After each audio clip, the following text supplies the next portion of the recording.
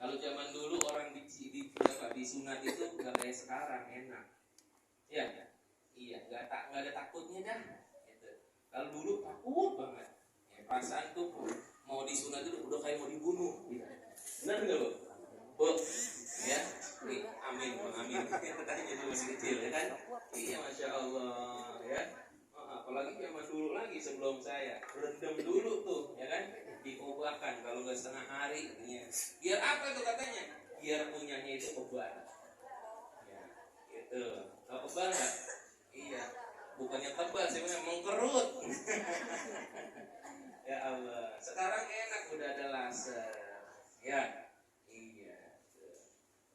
Anak santri ada kebiasaan orang tuanya minta anterin sama saya. Ustaz, anak saya mau disunat, bisa nggak anterin? Boleh. Ya. Kenapa? Biasanya kalau sama emaknya sama bapaknya suka manja. Ya, asal udah ngelihat dokter aja udah teriak.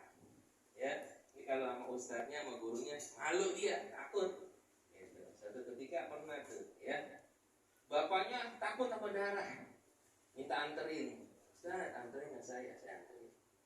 Sampai di dokter itu ada 5 anak yang ngantri.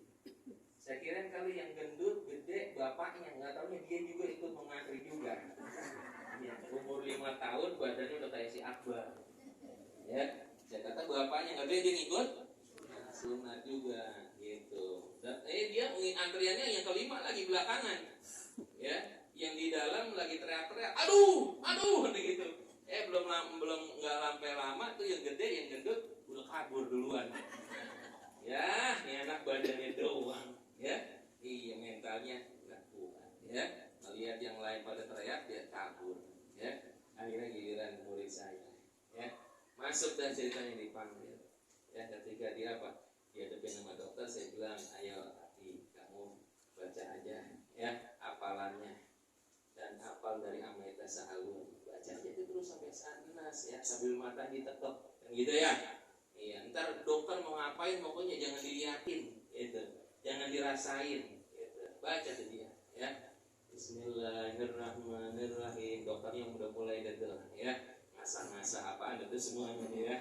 Iya. Giliran lagi mau disuntik kan pertama mau disuntik dulu, suntik kebal, benar ya? Iya, masyaallah. Amma yatasaalun anin naba'il azim alladzi hum fihi mukhtalifun.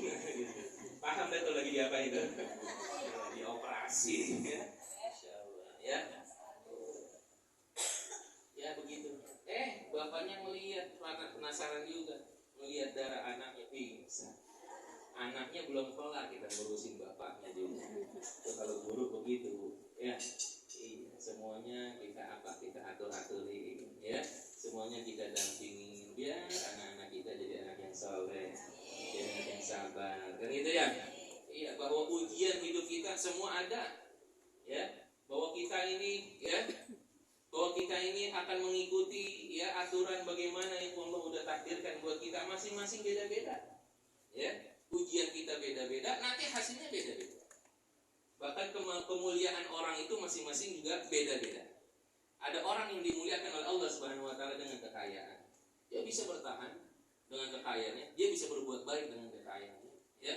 Tapi berapa banyak orang yang enggak bisa mulia dengan kekayaannya? Jangan harapin yang kayak begitu. Ya, bahwa kekayaan membawa musibah buat dirinya. Nauzubillah min.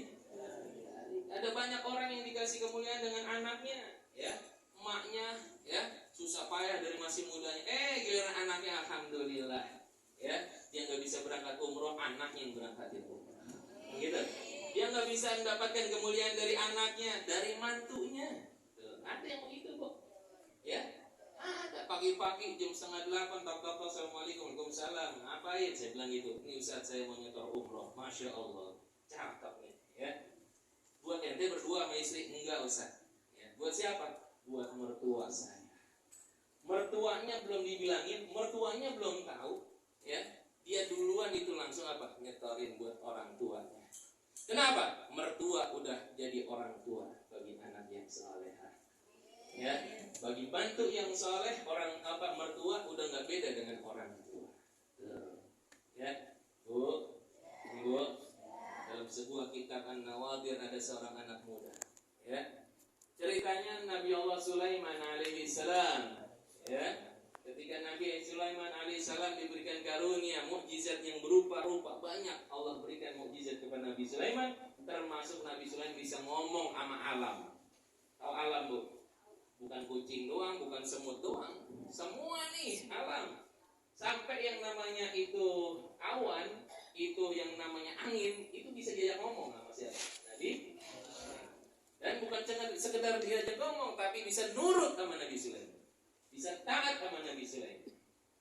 Angin, ya, saya mau keliling ke kampung, ya, bawa tuh Nabi Sulaiman sama apa? Sama angin.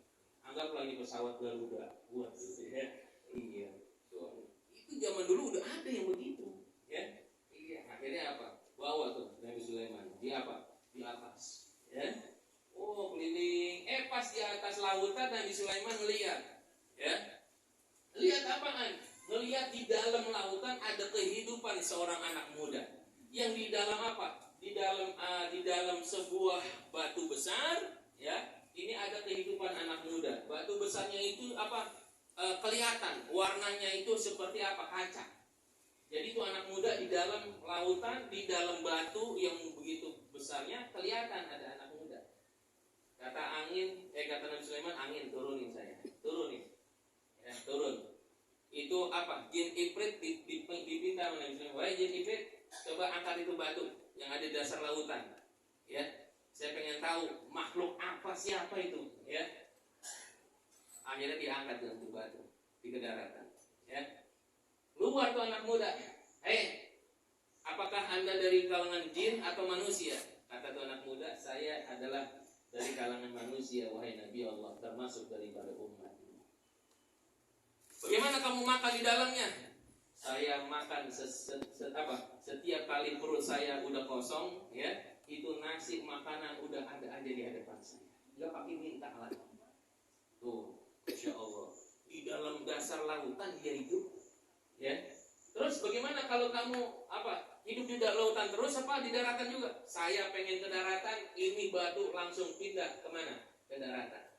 Rupanya itu udah udah kayak kapal selam, tahu kapal selam, ya kan?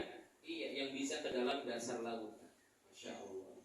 Dari dulu udah ada kemajuan teknologi, gitu, ya. Cuman tidak secara akurat, secara matematis, secara hitung-hitungan buatan. Itu buatan Allah, ya. Lalu bagaimana kamu bisa dapatkan kemuliaan seperti ini?